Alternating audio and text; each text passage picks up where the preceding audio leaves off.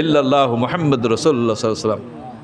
হুজুর পাক সাল্লাল্লাহু আলাইহি সাল্লামের কাছে রাত্রে একজন ইহুদি এসেছে মেহমান হতে, ইয়া রাসূলুল্লাহ আমি ক্ষুধার্ত, আমি খেতে পারি নাই সারাদিনে, আমাকে কিছু খাবার দিন। হুজুর পাক সাল্লাল্লাহু আলাইহি সাল্লাম তাকে কিছু খাবার পরিবেশন করলেন। সে কাফেরে রইলে 4 আঙ্গুল কপাল বাদে সব পেট, সে এমন খাওয়া খাইছে, খাওয়ার পর রাত্রে বিছনাপত্র রাসূল পাক সাল্লাল্লাহু আলাইহি ওয়াসাল্লাম যে মসজিদে রেখে গেছে বিছনাপত্র সব নাপাক বানাইছে। বিলাল যখন আজান দিয়েছে ফজরের সময়, আসসালাতু খায়রুম মিনান নাওম, নামাজ তোমার ঘুমের চেয়ে উত্তম, নামাজ তোমার ফুলের বিছানার চেয়ে উত্তম, নামাজ তোমার সুন্দর বিবির চেয়ে উত্তম। আয় আয় আয় আল্লাহ রাব্বুল আলামিনের কুদরতি কদমে 2টা সেজদা দিয়ে দে। বজন ডাকে কিনা? বিলাল আজান দিলে সাহাবারা আসলেন, ওমর এসে দেখলেন মসজিদের ভেতর থেকে দুর্গন্ধ আসে।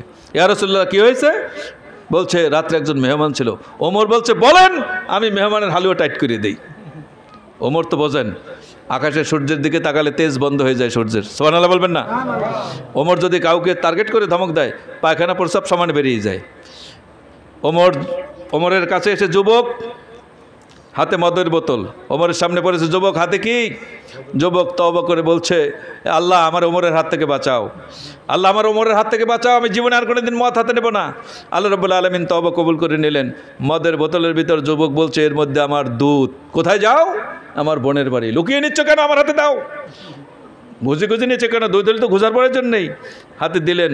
আল্লাহ রাব্বুল আলামিন বলছেন, এই যুবকের হাত থেকে ওমরের হাতে ওই মদ যাইতে না যাইতে আমি রাব্বুল আলামিন দুধে পরিণত করে দিলাম।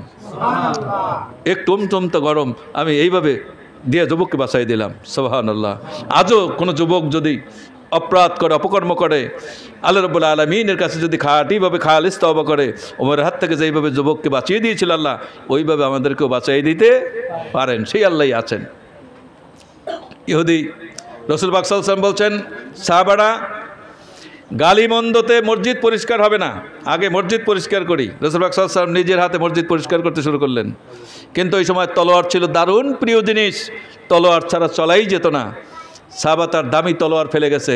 ওই ইহুদি যখন এইবার আসতেছে, এসে দেখে রাসূল পাক সাল্লাল্লাহু আলাইহি সাল্লাম নিজে বিছনা পরিষ্কার করতেছেন, আর ইহুদিকে ডেকে বলছেন, ভাই রাত্রে তোমাকে আমি ডাক্তার দেখাতে পারিনি, তুমি অতিরিক্ত খেয়েছো, এই জন্য তোমার পেটে অসুখ হয়েছে, আমি তোমাকে ঔষধপাতি দিতে পারিনি, আমাকে ক্ষমা করে দাও, আমাকে মাফ করে দাও। ইহুদি বলছে, যার আঙুলের ইশারায় আমার ঘাড় দ্বিখণ্ডিত হয়ে যাবে, ধুলায় গড়াগড়ি খাবে, আর সেই রসুল আমার কাছে ক্ষমা চায়, ইনি নিশ্চয়ই বিশ্ব নবী।